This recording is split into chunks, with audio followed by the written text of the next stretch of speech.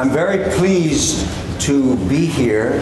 Very pleased to be here without a PowerPoint presentation, because I would have had, after Manuel's talk yesterday, scintillating talk, with data-rich and scintillating that it was, I would have had to scrap the PowerPoint in any event. So what I've done, I will talk about preventing civil conflict, because the virtue of preventing civil conflict is if we can prevent even some civil conflict over the next 30 years, we can reduce killings by much more than the 50% that we're aiming for over 30 years by all these micro ways of dealing with conflict. Now, I say that because a talk on civil conflict seems an outlier in a meeting like this. You've all been focused on many other important issues. Manuel had the genius to invite someone who was an outlier, who could talk about civil conflict. And I will talk about preventing civil conflict, but Manuel and I have agreed that we'll use the half hour that allotted to me, and I will try to speak for 20 minutes or less, so we at least have 10 minutes, maybe more, for conversation, because I'm going to try to be provocative, and I therefore hope that there will be pushback and we will have a spirited discussion. Now, Manuel's scintillating talk, as I said, inspired me to think more deeply about some of the things I've been thinking about for 20 or 30 years, and to bring them before this audience. And there's several factors to which Manuel alluded, but which he did not fully develop, and that I think need to be developed. I know he will resonate with that because he's been thinking more broadly, as I have, about some of these issues. The critical element, I think, in reducing homicide, crime, and civil conflict, there are two critical elements: leadership and governance. And I want to overemphasize them in this talk so that we can really strengthen our agreement and our differences on these kinds of subjects. Because when one focuses on leadership, as I've been doing in recent years, one always runs into the fact that other people think structure and contingency is more important. I used to think so too, but particularly in the civil conflict area, leadership and governance is absolutely critical. I'll explain why. I'll also try to explain why it works even in collaboration with Manuel's talk yesterday. The mechanism is that leaders, and leaders alone, many leaders, not necessarily a single leader, create political culture. And the political culture is a bundle of values that every national society uses and sub-society use. The Scots will now be back into the united political culture, which has been developing over 700 or 800 years. This political culture is what drives the way in which we behave. So when Manuel talked about creating and altering norms, that's what leaders do. Leaders help take us to the creation and altering of norms. Political culture is a bundle of societal values. They're not the same in each country. There are different ways of doing it, but those values are what leaders help to shape. I contend that leaders create and motivate what Manuel called fairness of social order. that's how you create that social order which Manuel referred to as a way of the reason why crime has been reduced. Leaders are the moral entrepreneurs at the national level and at local levels as well.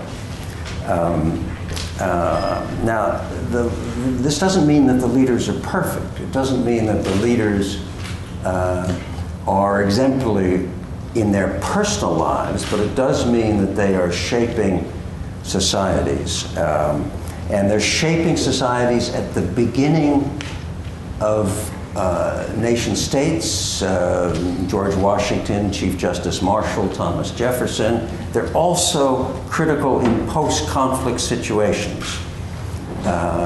So Ellen Johnson Sirleaf in Liberia, under very difficult times now, is a moral entrepreneur and is attempting in her own Kennedy School trained ways of reshaping Liberia. Now, leaders also are essential to engender what Manuel yesterday referred to as social trust.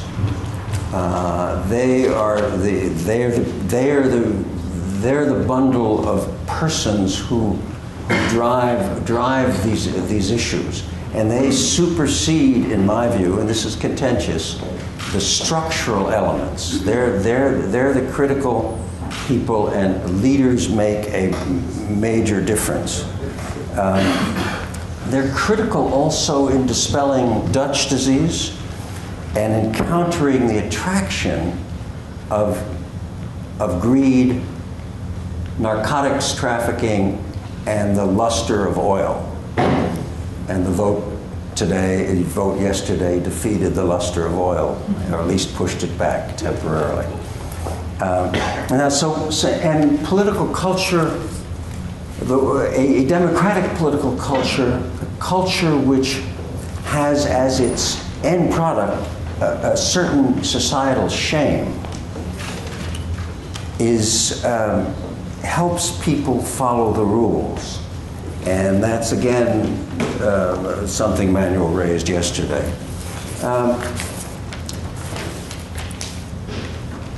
Now, many of you will think that institutions are important, and political institutions are critical, but political institutions, my analysis at least, don't develop until there is a democratic political culture.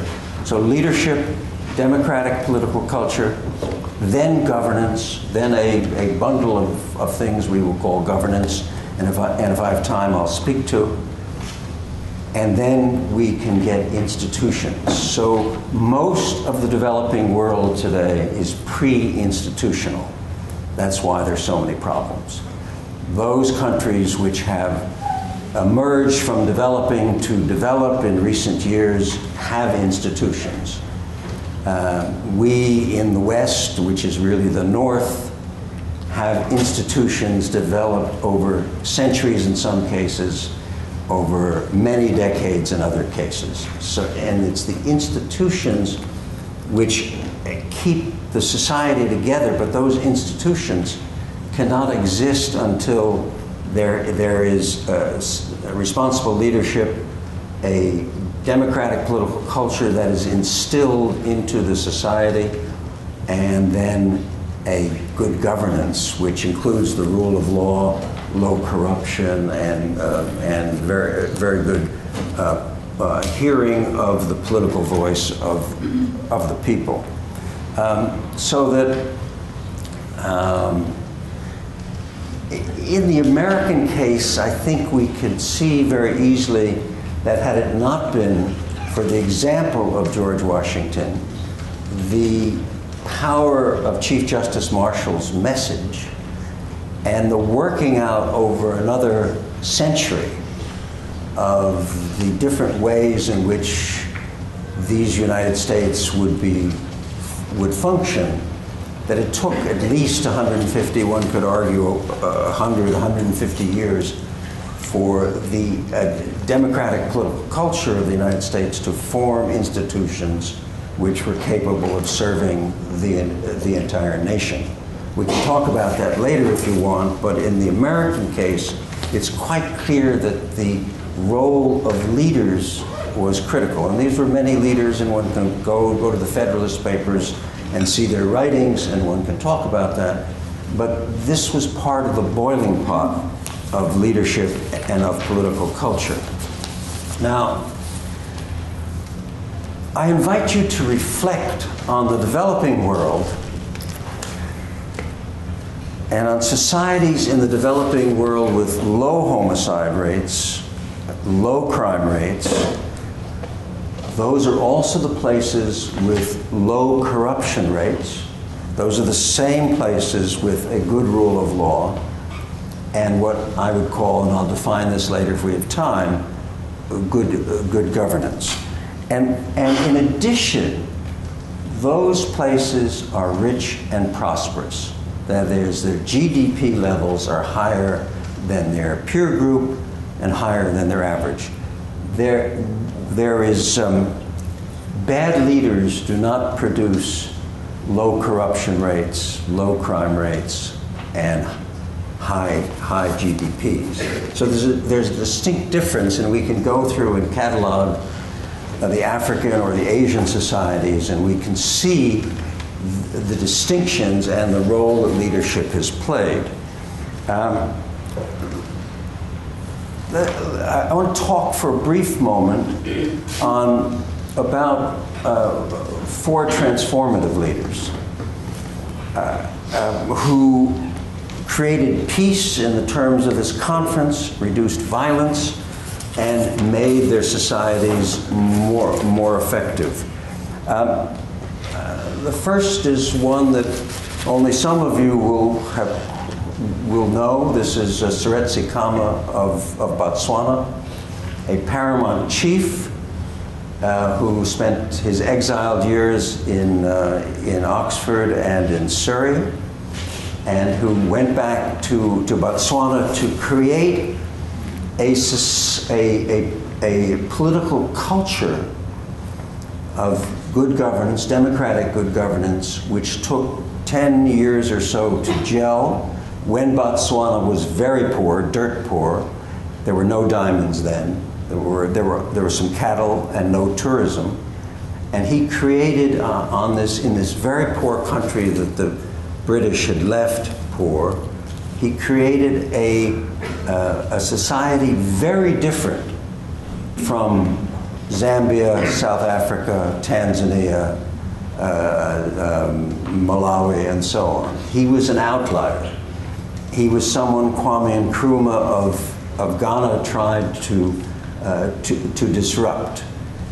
He persisted and insisted within his small country that rule of law was critical, that corruption was not allowed, and he did that by example, by making sure any people close to him were not corrupt. If they looked like they were being corrupt, they lost their jobs. Corruption, I might say, just as an aside, starts from the top, not the bottom. And the signature line is, when you're dealing with corruption, you cut off the head of the snake, not the tail. And then corruption recedes. And it took Seretse Khama probably a decade to consolidate his sense of where Botswana was going. Now, Botswana wouldn't have been any different from any other African country had it not been for the impress of Seretse Khama and his successor and vice president, Kwit Masiri. And Kwit Masiri reigned for 20 years after Seretse Khama. Then Festus Mahai, trained at University College, Oxford, succeeded him as the 3rd president, and now the 4th president is Seretse Khama's son, who will soon be succeeded by his vice president, and so on. There's low corruption in Botswana. It's the wealthiest country per capita without oil in Africa. It's a example that other African countries try to emulate. Now, the second leader I'll talk about is Kuan Yew. And he's more interesting than almost any other leader, A, because he's been explicit about what he's done, and he's written about it, and he's quite clear in his own mind about what has happened in Singapore. But what is not generally known, and what he does not write about, is Kuan Yew in 1959 inherited a swamp of pirates controlled by Chinese gangs. Singapore was wildly corrupt. The British government, which controlled Singapore after the Japanese left, didn't much mind what went on as long as there was no trouble.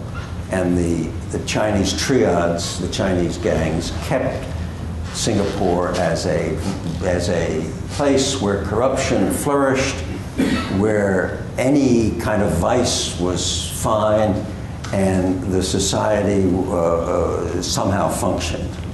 Kuan Yew decided, based on his training in this city, in a neighboring college, that he would change everything. But he knew that he couldn't stay in office because the Communist Party would push him out unless he managed to keep his party and the small city-state without corruption.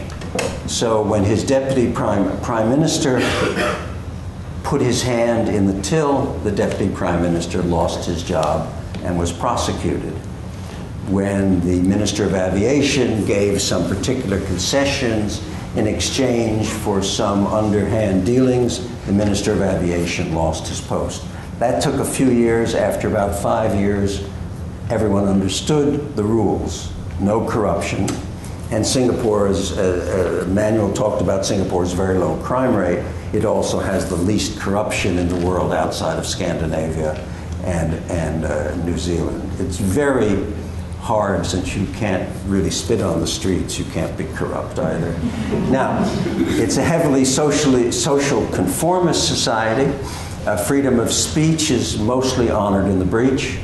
But it is a society which produces results for its citizens, up to a point. And Kuan Yew is still there. His son is now the third prime minister or the fourth prime minister of Singapore. And leadership in Singapore, now it's 4.5 million people, a small city-state, has made an extraordinary difference from the British days to now. Now, again, leaders are not perfect, but in this particular case, the GDP per capita in 1959 was $450. Singapore is now one of the richest places in the world at 70,000 GDP per capita over this period of time. So Botswana, Singapore. Third leader I mentioned very briefly is Kemal Ataturk. Kemal Ataturk was the Seretse Khama and Kuan Yew were nation builders. Ataturk was nation builder at a time when nation building was not thought of as being possible. And by transforming Turkey from the remnants of the Ottoman Empire, and by appointing his new country, Turkey, that he himself almost single-handedly created, and by pointing it to the West, by modernizing, by trying to bring Turkey forward, again, without being personally perfect, he was able to make Turkey, led Turkey to the point where it is today part of NATO. And so that's over an 80-year period, of course, 90-year period. But Kemal Ataturk, and we can talk longer about him if you wish. The fourth leader I want to talk about is Nelson Mandela. Nelson Mandela was transformative, was enormously inclusive, which was his great gift to South Africa. He prevented the continuation of violence within South Africa. But despite his extraordinary leadership capabilities, he only was in office for 4 years. He was succeeded by two less responsible leaders, Thabo Mbeki and now Jacob Zuma, the corruption floodgates opened up under Thabo Mbeki. His HIV/AIDS stance was terrible. His attitude towards Zimbabwe was misplaced, but his real, and I speak about someone I know well as a friend, his real crime, if you like, was to let corruption flourish. In Mandela's period, it was relatively quiescent. And now, under President Zuma, we have a $27 million house, we have a £27 million house, we have all sorts of excesses and more to come now that the opposition party has its hands on some evidence. So this Mandela couldn't reduce crime very much, although one of Manuel's charts show that it had fallen by 40%, but from very high levels. It's still, according to one of Manuel's presentations, about the 6th or 7th most murderous place in the world. Let me rapidly move forward.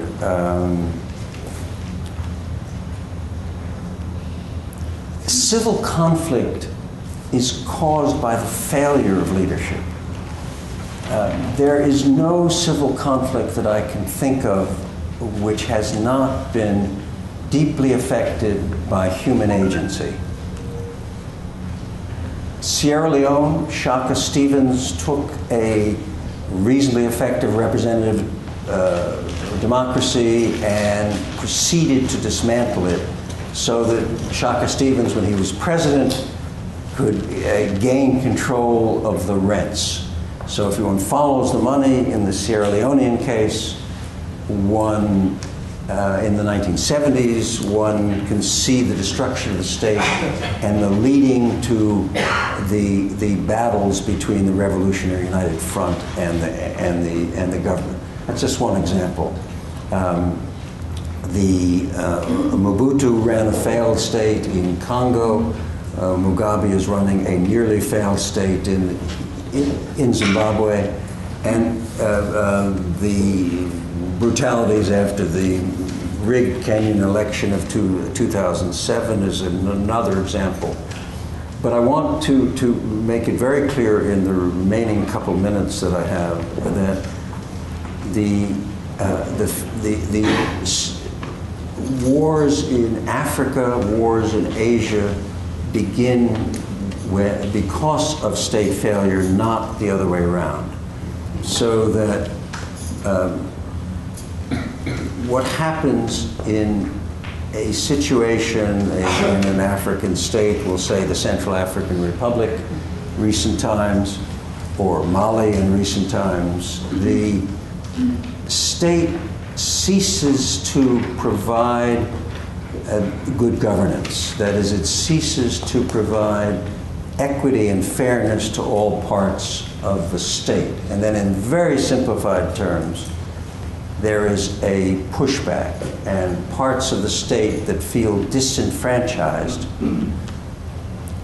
revolt against the state that is working for a small group, it's working for a majority, minority, but excluding a large part of, or a large part, a medium part of the state. And this is usually leadership driven. So that you can, the difference between most states that fall into war is that the leaders have focused on their clans, their lineages, and their ethnic groups, and have particularized the perquisites that go to an ethnic group.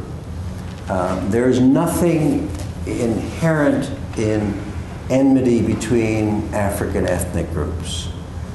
There's nothing that borders have done to really alter the trajectory of conflict in Africa or in other parts of the world. That flies in the face of many people's beliefs, but in fact, over the last 60 or 70 years of African independence, There's been quite enough time to cope with these borders, and I like to bring up the example where there are people in the Congo that go to war over ethnic differences. The same people in Zambia with the same ethnic differences don't go to war, don't fight. And that's because Zambia works, the Congo has never worked.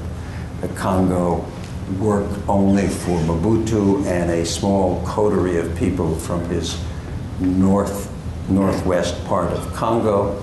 In Zambia, despite the flawed leadership of my friend Kenneth Kaunda, everyone felt a part of the state. So everyone was treated equally unfairly.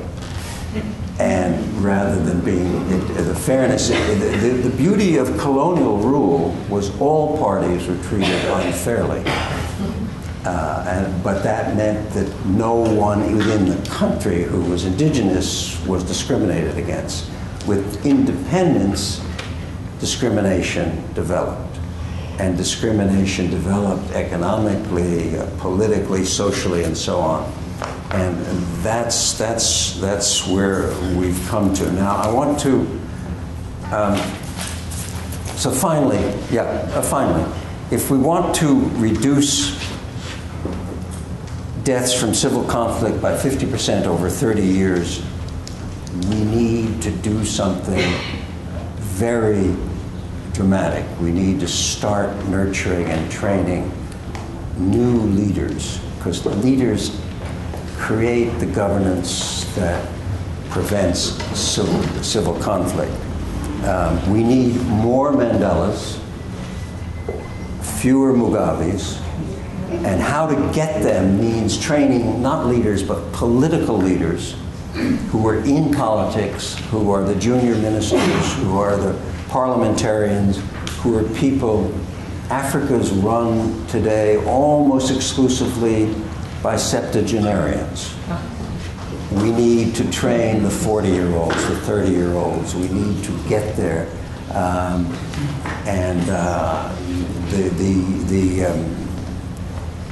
African Council of Leadership, which was created in 2004, has a curriculum and a method of doing this, which hasn't yet been funded, but when it is, there'll be change. Thank you.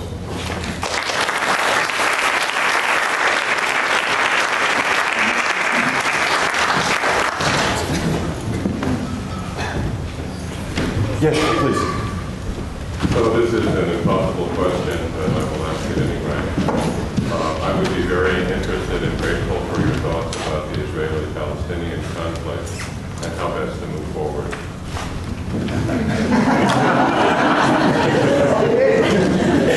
John Kerry, where are you? I don't think that's capable of being answered in under 4 or 5 hours. Seriously, I don't have any good responses to that. But clearly, almost every artifice that has been thought of since Camp David and before, Oslo Agreement and so on, has been developed. And we haven't yet reached the point where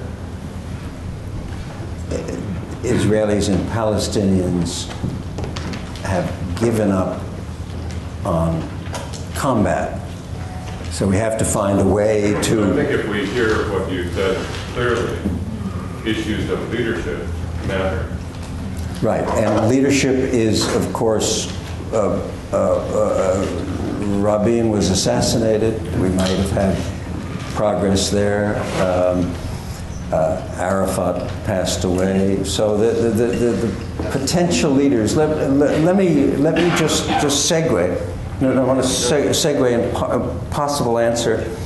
I've been working for more than 15 years on Cyprus. Cyprus is equally intractable without any violence. And it's, again, leadership failure because Clerides and Denktash couldn't come together, and Denktash couldn't come together, then Clerides couldn't come together, and now there isn't the political space in Cyprus, and there isn't the political space in Palestine, Israel, to bring this about. But at some point, there has to be a new generation of leadership.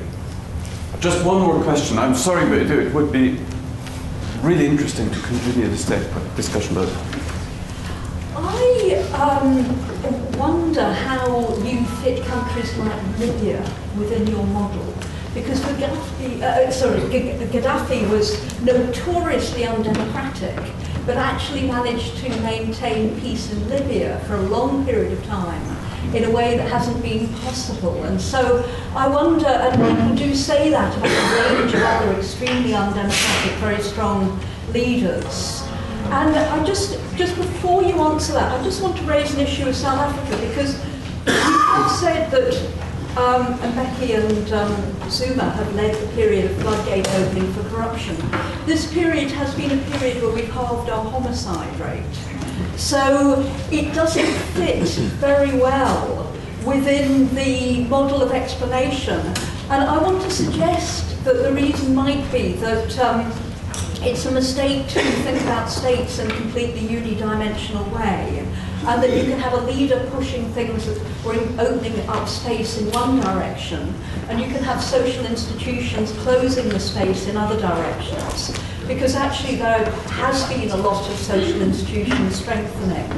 And I want to talk about another issue which may be a factor in South Africa that hasn't really been mentioned, but there has been a considerable sort of middle-classification of South African society over the last 15 years, even amongst people who in economic senses and educational senses are not in the middle classes. But it's to do with aspirations and behaviour and norms sort of following patterns of aspirations. And I just wondered whether there were some other things that need to be considered in the analysis. Some quick points.